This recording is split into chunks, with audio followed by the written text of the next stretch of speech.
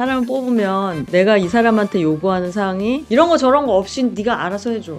잔소리 하는 거죠. 그 다음에 어떤 사람은 그게 마음에 안 드니까 막 족치는 거죠.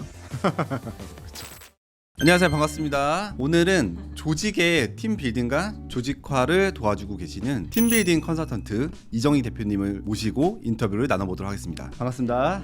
네, 반갑습니다. 우리 이정희 대표님이 현재 하고 있는 일이 무엇인지. 저는 사업하는 분들을 도움을 드리고 있고요. 사업을 하다 보면 크게는 두 가지 욕구가 있거든요. 하나는 사업을 키우는 거에 대한 욕구가 있고, 다른 하나는 사업을 하려다 보면 사람들과 함께 일을 해야 되는데 그 사람들을 어떻게 채용하고 어떻게 관리하고 어떻게 그걸 성과랑 연결할지에 대한 부분들을 도움을 드리고 있어요. 우리 이정희 대표님이 하고 계신 일이 저는 좀 되게 신박하고 좀 신기해요. 이런 일이 있었나? 어떻게 이 일을 시작하게 된 계기가? 저는 원래 직장 생활을 했었고요. 근데 이제 원래 어릴 때부터 사람에 대해서 관심이 많았어요. 직장을 다니다 보니까 직장 생활이 저한테는 잘 맞지는 않더라고요. 상사에 대한 고민, 어떻게 하면 회사를 지속적으로 운영할 수 있는 걸까? 근데 어쨌든 뭐 제가 하게 된 계기는 다 복합적이었어요. 직장 생활도 있고 대학도 그렇고 저희 개인적인 성향도 그렇고.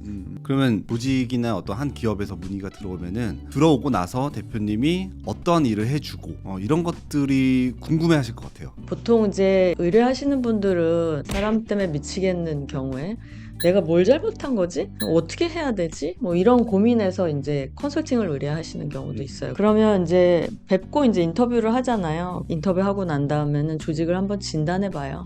어떤 부분들이 약점인지 어떤 부분들이 강점인지 이런 것들을 진단하는 거죠. 진단한다고 하면은 대표를 먼저 만나서 인터뷰를 할 것 같고, 대표님도 보고 직원들 인터뷰도 하고 대략적으로 다 데이터화돼서 정리가 돼요. 그래서 그거를 대표님하고 말씀 나누면서 앞으로 어떤 방향으로 하면 좋겠는지에 대한 거를 상의를 드리죠. 네. 자, 그러면 대표 입장에서 본인은 일을 되게 많이 한다고 생각을 해요. 말만 들어도 웃기다. 그렇죠. 되게 잘한다고 생각해. 진짜 나름 스트레스 좀 받았었는데 이거를 잔소리하면 또 막 상처받고 난 뭐 삐진 티 막 내고 팍팍 내고, 요즘 MZ들은 심지어 막 쌩까더라고요. 그래서 이런 직원들 어떻게 달아야 될까 고민이거든요. 사람을 뽑잖아요. 사람을 뽑으면 이 사람한테 뭘 시키고 싶은지 정량화를 다 해놓으세요.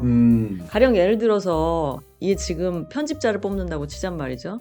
그럼 편집자를 뽑으면 내가 이 사람한테 요구하는 사항이 몇 개를 편집하라, 몇 개를 편집하고 아웃풋은 몇 개, 뭐 이런 것들을 다 정량화를 시켜 놓으세요. 그리고 난 이런 과업을 원해. 정량적 정성적인 거 다 정리해 놓으세요. 나 이런 거 원해. 이거 할 수 있어? 를 물어보시고 이걸 할 수 있는지를 검증한 다음에 직원으로 채용할 거야 라고 하세요. 되게 쉬운 일이야. 그거 어려운 일이 아니에요. 할 수 있을 것 같으면 하는 거고 그 데드라인이 안 되면 탈락되는 거 안 쓰는 게 나아요. 아무리 내가 봤을 때 저 사람 괜찮아 보이고 아무리 내가 봤을 때 성실할 것 같고 아무리 내가 봤을 때 훌륭해 보여도 자기 못하겠는데 그러면 뽑지 마세요. 내가 기준이 없으니까 요 밑에가 오는 거야.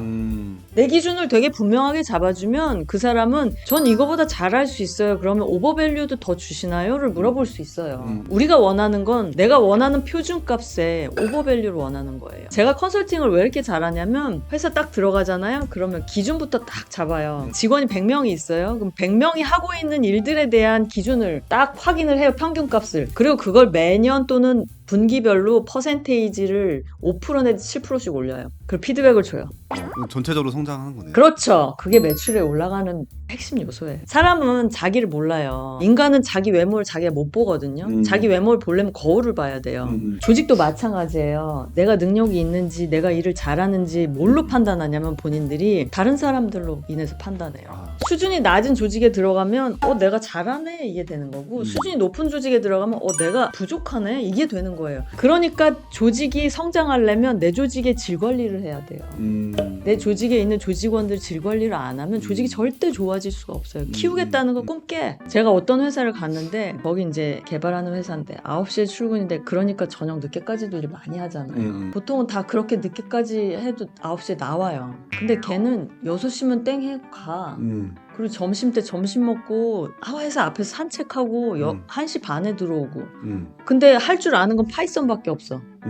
그래서 제가 그랬어요. 이렇게 이런데 이걸 내버려뒀어요. 1년 동안 뭐 하신 거냐고. 당신이 문제라고.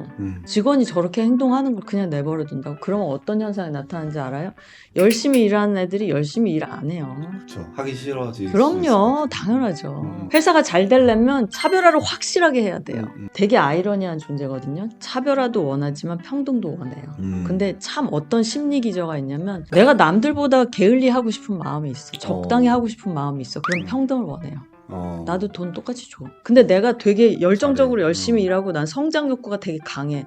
그러면 난 차별화를 원해. 당연하지 않겠어요? 근데 사업을 하는 사람들이 그런 인간 세계에 있어서의 그 심리적 질서를 무시하고 그냥 똑같이 평등하게 준다? 그게 냉정하게 얘기하면 자기 되게 선한 것 같지만 그게 악행이거든요. 돈 많이 벌고 싶어서 사업해? 이건 사업 성공 못해요. 길게 못 가요.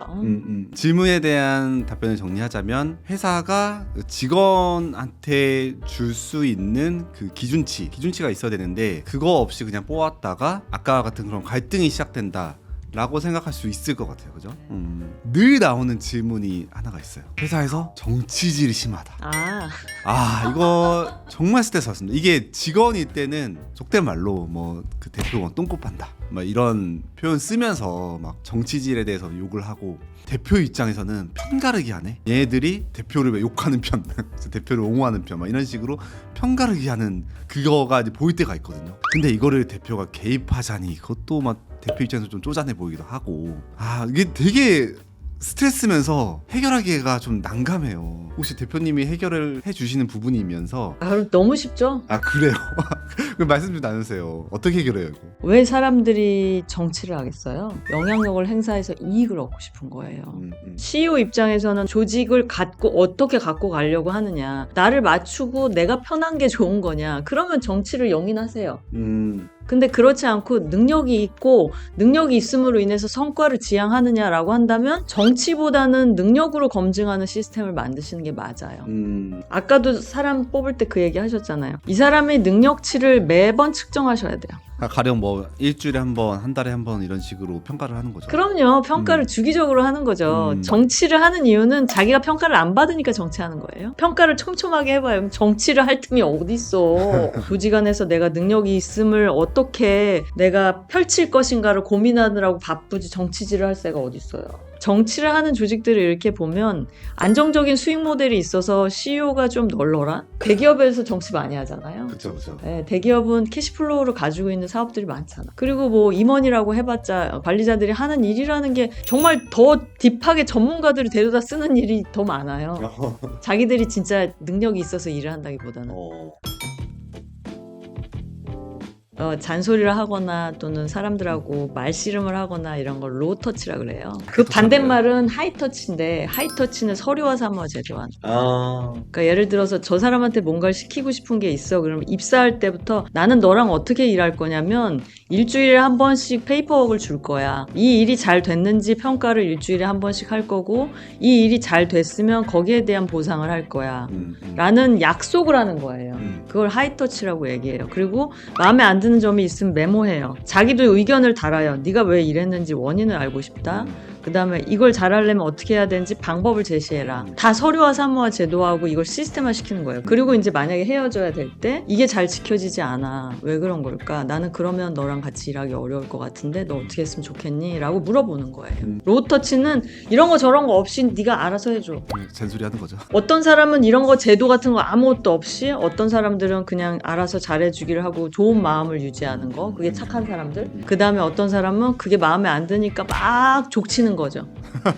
그렇죠. 그렇지 않고 그냥 서류화 사무화 제도화하면 돼요. 이게 이런 것들 때문에 프랜차이즈가 발전한 거예요. 모든 행동과 모든 과업들을 다 프로세스화 시켜놓고 그 과업마다 해야 될 일들을 루틴을 박아놓은 거예요. 그 일대로 돌아가게 하는 거죠.